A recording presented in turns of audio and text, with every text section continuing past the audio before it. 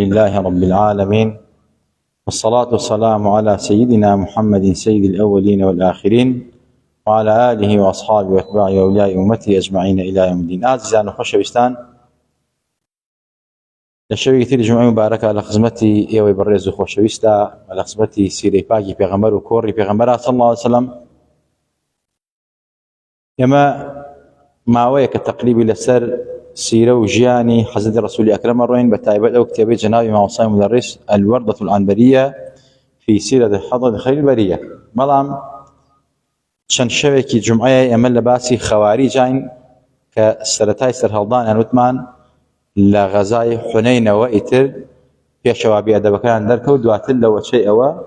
خەواری دروست بوو، حەزی عەلییان شەهید کرد، حەزی عوسمانیان شەهید کرد، چەند موسڵمانیان شەهید کرد. بەرحاڵ ولا ئازار مەدی ئەو بزوتنەوە یان مەسەلە درێژە پێدانیان عەقیدەیان بیربارن هەر هەیە لە موسڵمانانەوە. پێغەمبەری خوا فەرمیەتی صلی الله علیه وسلم، جا ئەوانەی کە بانگەشەی سەلەفێتەکەن لەمڕۆدا کە ئەتباعی محەممەدی کوڕی عەبدولوهابن، بەڕاستی فکری ئەویان هەیە، هەمان مەدی ئەوانە، هەمان عەقیدە و بیرباوەڕی ئەوانە، بەڵام بە شێوازەتر، بە شیعارەتر. باسی نیشانەکانماکە کە لە هەموویانان تیانە مەوجودە. بەڕاستی لەم شەوە باسی مجەسیمە ئەەکەین. مجەسیمە تەبەن کۆمەڵ و گرۆهێکن هەر لە ناو خەواریجە، هەر هەمان عەقیدەی خەواریجە، بەڵام پیستر و بۆگەنترن. ئەم مجەسیمە بۆ معلوماتان لە ناو فکری وهابێتە شتێکی زۆر بەربڵاوە، زۆربەیان ئەم عەقیدە و بیرباوەڕیان هەیە. حتا باسمان کردمان چەندین ئوستاز و مامۆستایان هەیە خۆیان ناو شێخ و ئیسلام و مفتی و ئەمانە، بەڵام سەیرەکەی ئەڵێ هەر کەسێک باوەڕی وان نەبێ خوا دەستی هەیە و قاچی هەیە و لەسەر ڕاکێ و دانیشتووە پێی کافرە بێ. ئەمانە ڕوون کردەوە بەڕاستی ئەم عەقیدە خلافی عەقیدەی پێغەمبەر و خوا و سەحابە و تابعین و خواناسانە. ئاماژەمان بڕاستیە کرد، بەڵام ئەم عەقیدە کە تەجسیمکردن، جسم دیاریکردن بۆ خوای گەورە، لەیسە کەمیثلیهی شەیء وهو السميع العليم، يعني وهو السميع البصير، ليس كمثله شيء وهو السميع البصير. من نص قرآن هیچ شتێک لە خوا ناچێ، بەخواش لە هیچ شتێک ناچێ، بەخوای گەورە سەمیع و بەصیرە. هیچ کاتێک ئەهلی سونە و جەماعەت کە ئەشاعیرە و ماتوریدەیە نەفی صفاتی خۆیان نەکردووە، نیان خوای گەورە مەسەلەی سەمعی نییە، بەصەری نییە، بەڵام مواتایان نەکردووە کە تۆ بڵێ خوا چاوی هەیە وەکو ئینسان، خوا گوێی هەیە وەکو ئینسان، خوا قسەیەکە وەکو ئینسان، خوا دەستی وەکو ئینسان. مەسەلە ئیستیوای خوا، ئیستیوا صفەتێکی خوایە، علو صفەتێکی خوایە، بەڵام کەیفیەتەکان لێک نەداوەتەوە. ئەمڕۆ دێن مەسەلە ئەشاعیرە و ماتوریدی و ئەهلی سونە کافرەکەن لەسەر ئەوەی کە ئەوان نایان بەڕاستی وەکو خۆیان کە عەقیدەی یەهودیە بڵێن خوا دەستی هەیە و قاچی و چاوی هەیە و گوێی هەیە و ساقی هەیە و ئەمانە. خۆ ئەمانە خوا لە قورئانە وەکو سیفەت بەخۆی بەکاری هێناوە، بەڵام عولەما و زانایانی ئێمە وەکو چەندجی باسمان کردووە، و ئیمامی قورطوبی لە تەفسیرەکەی هێناوێتی، ئیبن کەسیر، باقی ئەمانە خۆلاسەی قسە ئەوەیە کە خوای تەبارەکە صفاتی زۆرە و صفەتی علوی هەیە، صفەتی ئیستیوای هەیە، بەڵام کەیفیەتەکەی نازانین. ئەوان یەن ئەڵێن نەخێر خوا هەر دانیشتووە سەعەتش، خوا دەستی هەیە، خوا قاچی هەیە. ئەی خوای گەورە لە قورئانە ئەیدی بەکاری ناوە، یەدی بەکاری ناوە، یەدوڵڵاهی فەوقە ئەیدیکم. مەسەلە ئەیدی کە جەمعە، یەدەینی بەکارهێناوە، عەینی بەکارهێناوە، ئەعیونی بەکارهێناوە. ئەی باشە تۆ خوا ئەڵێ چەند دەستیە، چەند چاوی هەیە؟ کەواتە بۆیە ئەمانە ئاەتی متەشابیهاتن. ئاماژەمان پێ کرد دەستکاردیکردنی ئەم ئاەتانە خوای تەبارەک وتەعالا فەرمێت زەیغ و خواری و خێرچی و نەکبەتی لە دڵیانە هەیە. ئینسانی موسڵمان دەستکاری ئەم ئاەتانە ناکا. ئەڵێ ئیمامان پێ دیگە چۆن هاتووە؟ ئەمە خوای گەورە دای بەزاندووە، حکمەتی خوا بەس لای خوایە، حکمەتەکەی معناکەی بەس لای خوایە. جا مجەسیمە ئەو گرۆ و تاقمەن کە یەکەم جار لەناو یەهودیا دروست بوون. ئەمە لە شەرح المەواقیف ئاماژەی پێکراوە، بەرگی 2 لاپەڕە 492 کتێبێکی عەقیدەی ئەهلی سونە و جەماعەت بە تایبەت ئەشاعیرە ئاماژیان بەوە کردووە کە مجەسیمە یەکەم جار کە دروست بوون لە ناو یەهودەکانە دروست بوون. تەبعاً وتیان یەهودەکان وتیان چی؟ وتیان خوا لە ڕۆژی یەکشەممە خوا لە ڕۆژی یەکشەمەوە دەستی بە دروستکردنی ئاسمان و زەمین کرد لە ڕۆژی هەینیا تەواوی کرد اینجا لە ڕۆژی شەممە چووە سەر عەرش بۆ خۆی حەساوە لەسەر عەرش حەساوە ئەمە تەبعەن ئەم ئاەتە دەخوا لە سەریان ئەمە عەقیدەی جوولەکان بوو ئاەتە دەخوا خوای گەورە فەرمووی لە وەڵامیانە وەلەقەد خلقنا السماوات والأرض وما بينهما في 6 أيام وما مسنا من لغوب أما آياتي سيوهشي سورة قاف خواهي قورا والامي داو فمين بپیغمبری خواه پیان بڵێ ئەوان کە واقعیدان خوا لە یەکشەمە دەستی بە دروستنی ئەرز و ئاسمان کردو لە جومعاتەوە بوو لە شەمە حەساوە یعنی ماندوو بوو نەعوذ بالله خواهی گەورە صەمەدە نەمحتاجی ماندووبوونە نەماندووش ئەبێ نەمحتاجی عەرش و کورسیە نەمحتاجی ئینسانە هەموو خەڵکی فەقیر و محتاجی پەروەردگارە خواهی گەورە قل هو الله أحد الله الصمد لم يلد ولم يولد ولم يكن له كفوا أحد أما خوايا وصفك جوانا خوا كردوه بو خوي لولامي جولكانا بپیغمبری فرمو ولامي جولكان بروا جا خوا لم آياتها فرمين يما أرز و آسمان من دروس كد وما بين أرز و آسمان من دروس كد لشش روشا هيت ماندو نكش نبوين ماندو نبوين حسينوا جا علماء فرمون أما يكم جاربو لتأريخ بشريتها كتجسيم كرا وجسم بخوا دياري كرا جولك ابو چونك كتوغلي خوا على عرشه يعني مكان وزماني هي خوا مكان وزماني حاطي خواي داوا خواي قورا مكان وزماني دروس كردوا مكان وزمان محتاج فرود خوا محتاج مكان وزمان نيه خوا بيش مكان وزماني هربوا ازلي ابديه وكو باس ما كما في غمري خوا فرمتي كان الله ولم يكن شيء غيره وكان عرشه على الماء ثم خلق عرشه على الماء الروايه كثيره ما كما فيكر يا غمر فرمت خواي قورا براسي كبوا يشتكر نبوا ازلي ابديه خوي بخوي بو بيدا وبيون ايجاد معناك من بينه وغير صادق كسنامينه صمد وبيحتاج خواي قورا يعني محتاج وكسنيه اما خواي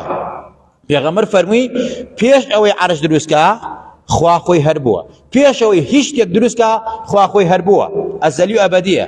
ئینجا لە پاشان عەرشی خۆی دروست کرد لەسەر ئاو ئازیزان و خۆشەویستان یعنی خوای گەورە شتێکی حادیث نییە گۆڕانکاری بەسەرا بێ مەسەلە ئێستا حادیث چییە ئەم مزگەوتی ئەمە کۆنە بوو تازەمان کردو ئەمە حادیثە ئینسان مەسەلە تمن اكاو الروا بير ابي امريه اما اشتكي حادثه ها مثلا بهار وبايز وزستان وشو الروشتي اما حادث نموي قران كاري اما صفات مخلوقاته صفات تغير صفات مخلوقاته صفات خالق نيه خواي قولت شون بو هرواي ان جادرو يترك المرم اشاعره واهل السنه والله اشاعره كان بيانا خواي تبارك وتعالى براسي كاس نايبينه مدرو ام دران اي بيني تو لنا اهل علم لنا زانانا بيك بتايبت لنا كومل زانا فلسفه كلام كلابن لا حديث ايات كلابن كاكا علماء زاننا فرمون براسيل لقيامتها بيغمان واخو ابين له اما قراني لسرا اما حديثي صحيح لسرا هم اهل السنه والجماعه اشاعره وافن ما تريدي وافن يعني دروان بو مكان عيبه خلقي في مدن ازان خوشويستان حتى اشاعره وما تريدي لسر بينين اخوه للدنيا دا يا مساله بو پیغمبر اخوه صلى الله عليه وسلم لسر او فرمون حتى پیغمبر اخوه كروش بو مساله حضور پروردگار بچاوي سر خواه بينين اخوه يما الله اخوه بين ليت لقيامته او قماني تاني متفق عليه بلام لمسألة دنيا دا أو اشتكي مختلف فيه هي كأخوة مسألة بيغمر إخوة بيني وتياني بيني وآساني خوشويستان ما بس ما ليرا أمرو أمقروها كبونة دم يكرو بكم القاء إسلامي خلطك في ركن براس وشفا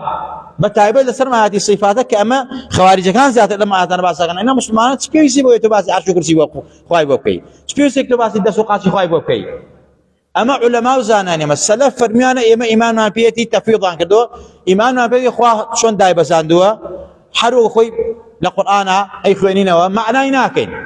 خلف دعاء وهاتون علماء دعاء السلف صالح هاتون براسي فرميانا بمشي وازي معناكي كوك والله يكبو مثلا مستشرقان وملحد كانوا علماء كان امروا بنا كركنا الاخوه قلنا بيغمر قلنا اسلام قلنا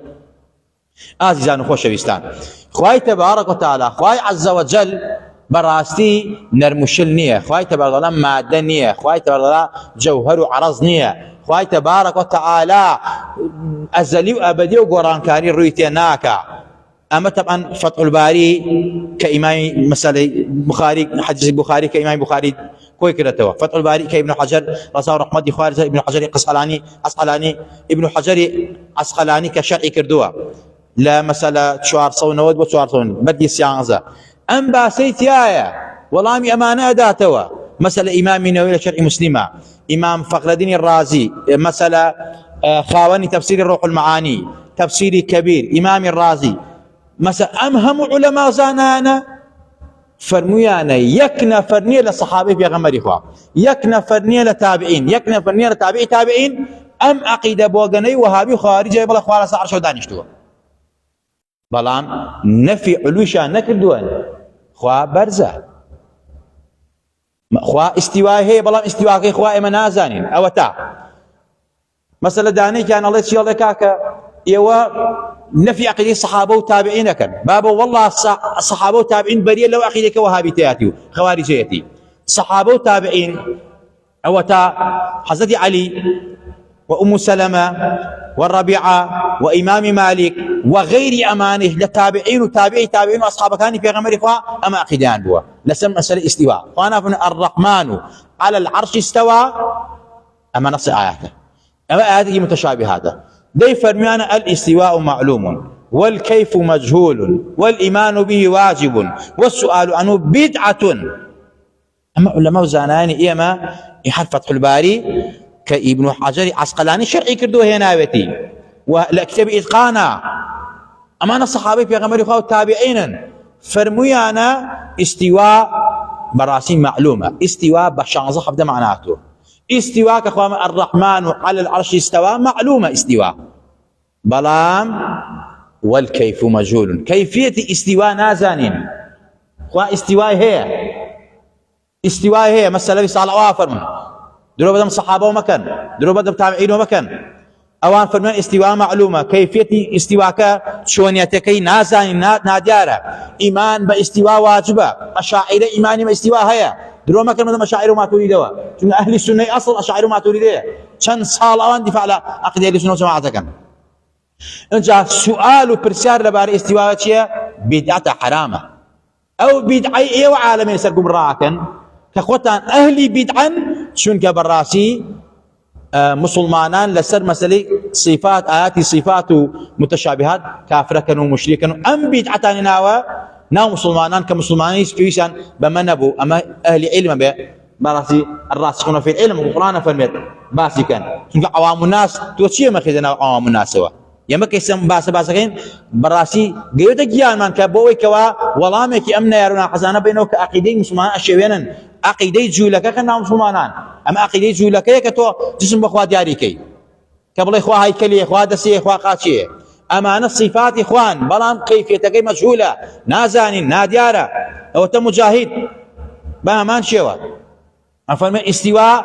نزل سأرش يعني بالايا دا صلاتي وكون دي العلماء خلاك فرميانا الاستواء كتأويل يعني كردو فرميانا يعني إخوة استولاي كردو يعني دا صلاتي وسا عرشها هي يعني كان والله من النسية يبون وانا تعليقي نسية الجامعة وصح حكمتي عرش إخوات شيء دروس كردو حكمة لا إخوايا دروستي كردو نازانين يما واجولي إمامنا باستواءها بلام كيفيتك مجهولة وقلتون سؤالي لبالي حرام وجائز نية درسنا مسألة جائز نية ونابي بكين آزان وخوشويستان جاء ليرا ما بس مم نقطبو لم شوى بيروزا أويك إما بعقيدة ما نوابي أم صفاتاني پروردگار هيا وجودي هيا خواه باسي كردوها بلام كيفيتك ناديارة نابي بلان خواه دستي هيا وقاتش هيا استواء هيا علو هيا استواء هيا بلام نازانين نارن خواه لسا أشد جيه قرأ چونك كفرة بلا إخوة أصجي قراء أما معناه إخوة محتاج بعرشه إخوة محتاج بزمانه يعني زمان ومكان مسألة إحاطي خواي دعوة أي تشيك لو هذا أخوان وهو معكم أينما كنتم، وهو معكم أينما كنتم. أما مخالفة معارض استواء عشنية شون معارضنية خواما من لقطان يقول هالكواهن لهالكواهن كواتا بويا علماء زانان فرميانا باشترين وصف كخواب أخوي كردوا صورة إخلاصة كخواب صمدوا باحتياجه محتاج كسنية وهم خلق محتاج إخوائه وهروها وفرمت ليس كمثله شيء وهو السميع البصير. إتخواب من وكو هيتش نيم خواه وكو هيتش نية هيتش لأخواناته